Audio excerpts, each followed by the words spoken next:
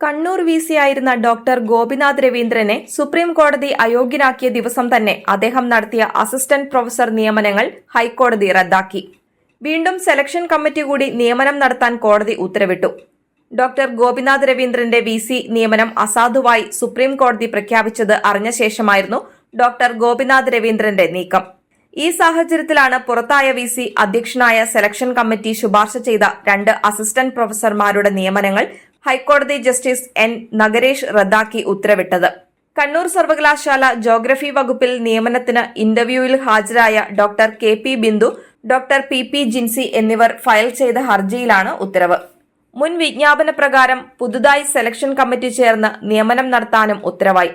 Selection committee 1ാം rank നൽകിയ സുദീപിന്റെ ഗവേഷണ ഗൈഡായ JNUവിലെ അധ്യാപകനെ ഇന്റർവ്യൂവിന് വിഷയവിദഗ്ധനായി നിയമിച്ചതും സംവരണ തസ്തികയിൽ ഡോക്ടറേറ്റ് ബിരുദമുള്ള 6 ഉദ്യോഗാർത്ഥികളെ ഒഴിവാക്കി നെറ്റ് യോഗ്യത മാത്രമുള്ള JNUവിലെ ഒരു കരാർ അധ്യാപകന് 1ാം റാങ്ക് നൽകിയതും ഹർജിയിൽ ചൂണ്ടിക്കാട്ടിയിരുന്നു.